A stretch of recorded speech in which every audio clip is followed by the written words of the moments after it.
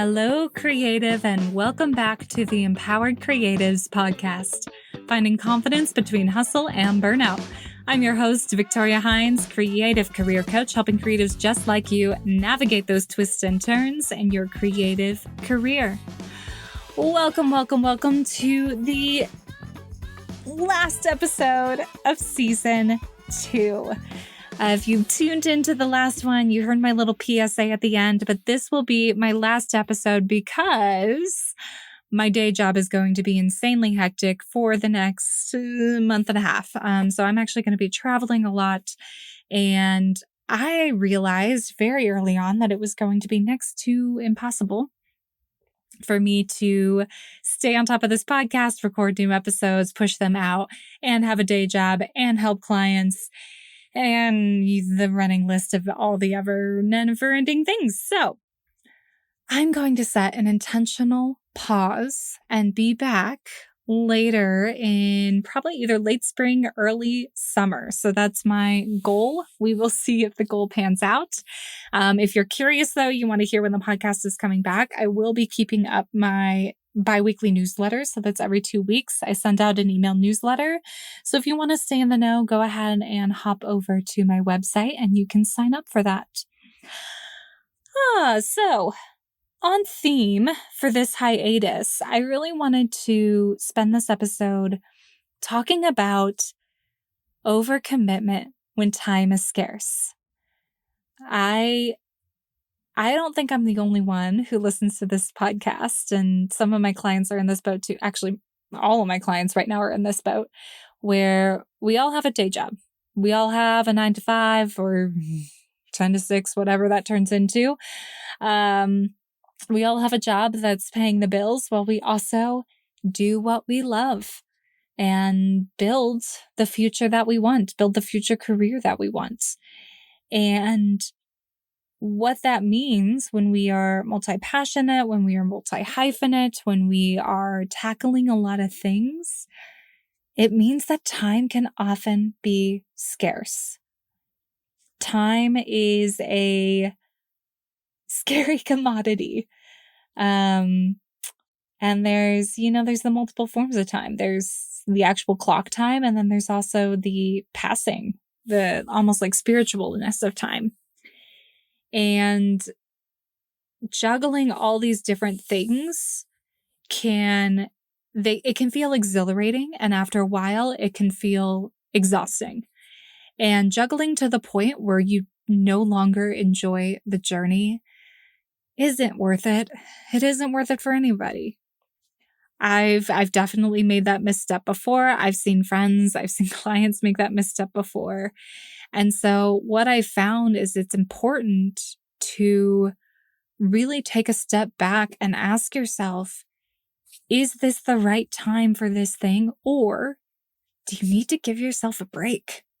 So in this episode, I'm going to dive into some tactics to prevent overstretching yourself when time is limited. Hey there, creative. I have a delightful invitation just for you.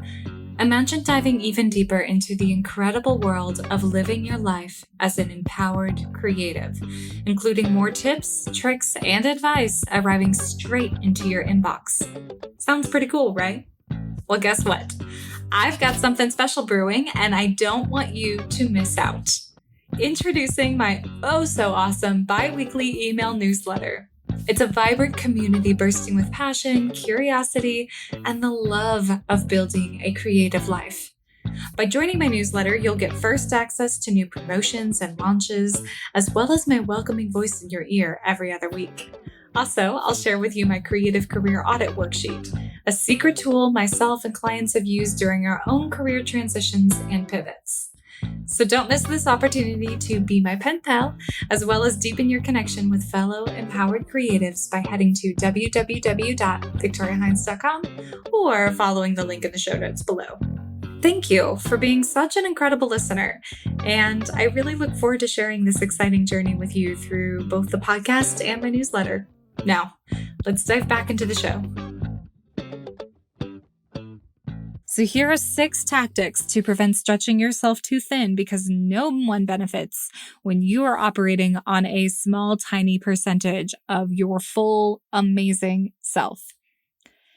So technique number 1, understand and be able to identify the signs and symptoms that indicate that you are stretching yourself too thin. They may be different for everyone. They may include exhaustion that sleep isn't fixing. You can't remember when you last enjoyed something. You dread your commitments. You feel resentful when you show up for commitments. You begin to miss or lose track of commitments. There's a lot of other feelings that can come into this, but if you are feeling any of those things, it might be a sign that you are just trying to do too much.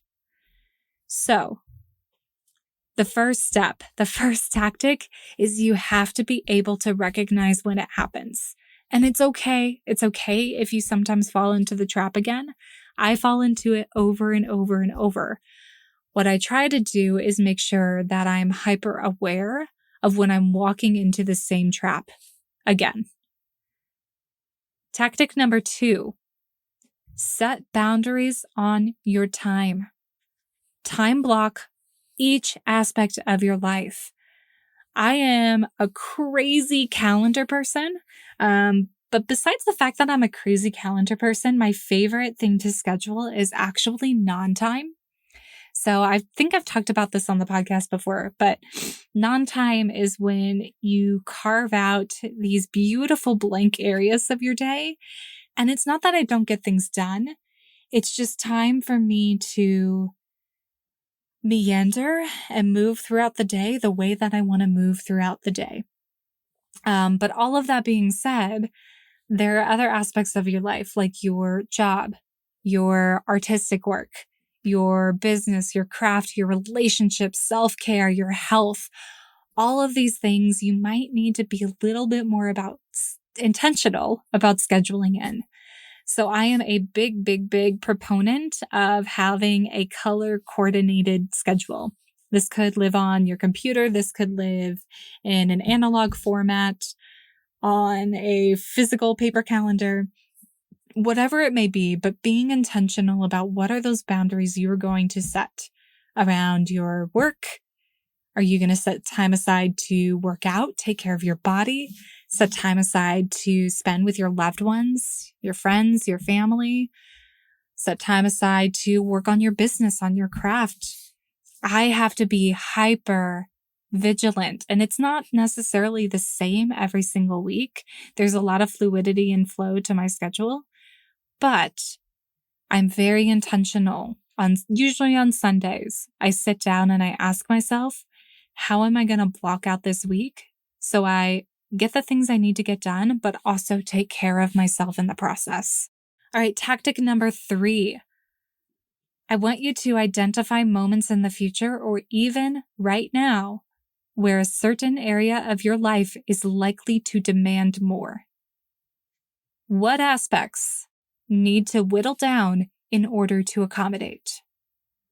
It's almost like, I feel like if you think about like all the activities, all the things that you're doing in your life, it's almost like voltage.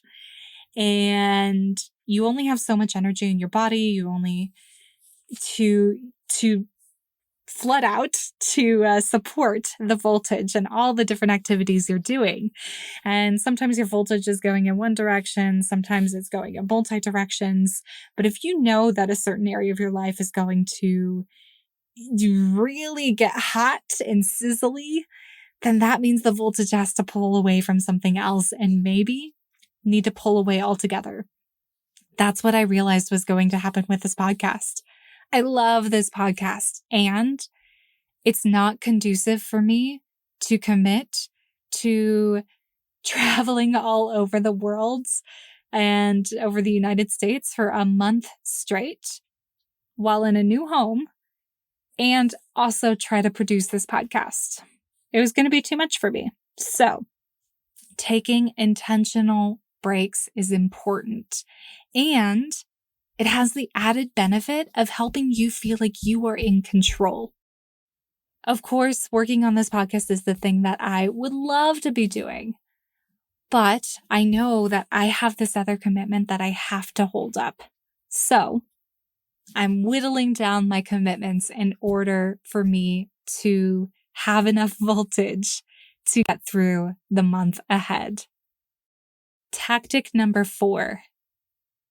This one is a non-negotiable. You need to have time for yourself and for what helps you recharge. This could be like what I mentioned at the beginning. This could be scheduling non-time.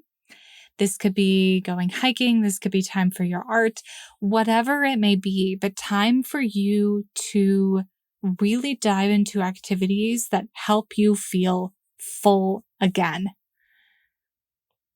If you do not feel full by running around and visiting friends, then that is not the activity that you need to prioritize getting into your calendar.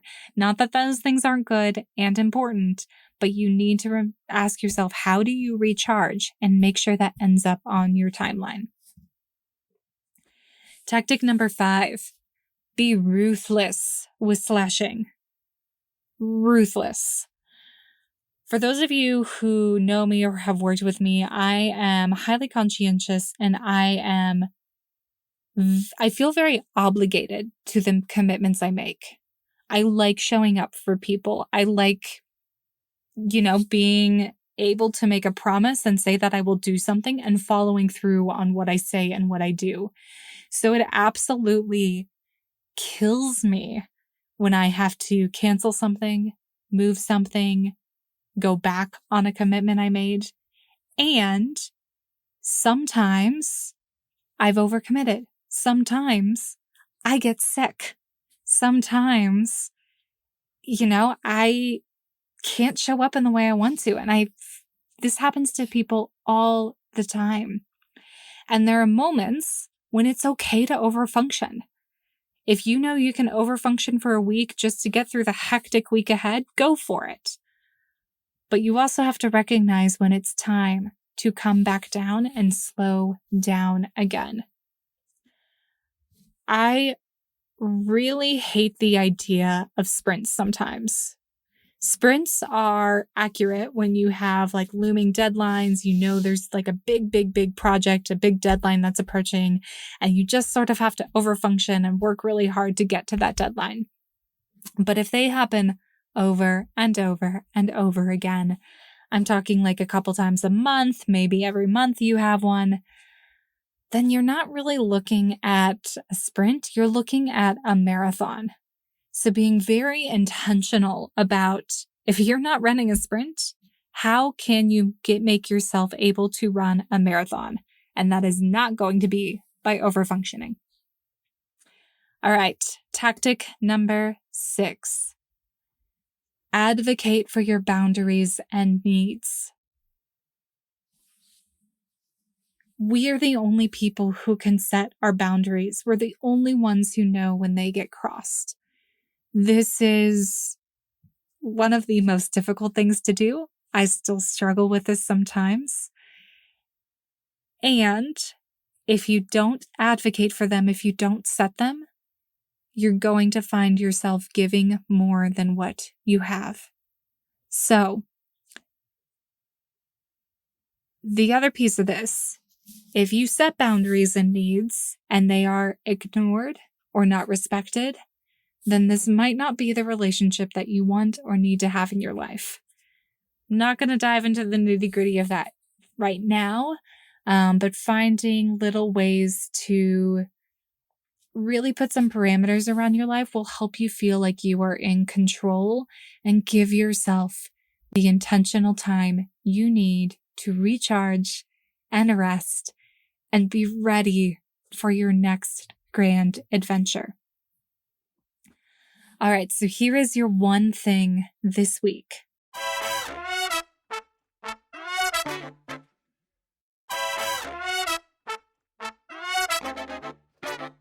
I want you to look at your current commitments and what's approaching in the months ahead.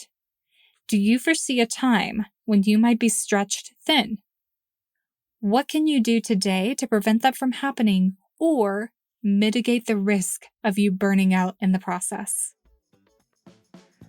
All right, creative. If you've enjoyed this podcast, don't forget to rate, review, subscribe. Since this is the last podcast of season 2, and if you want to know the day that season 3 is going to come back online, do go over to my website, sign up for my biweekly newsletter, and I will be sure to let you know. Until the next time, stay creative.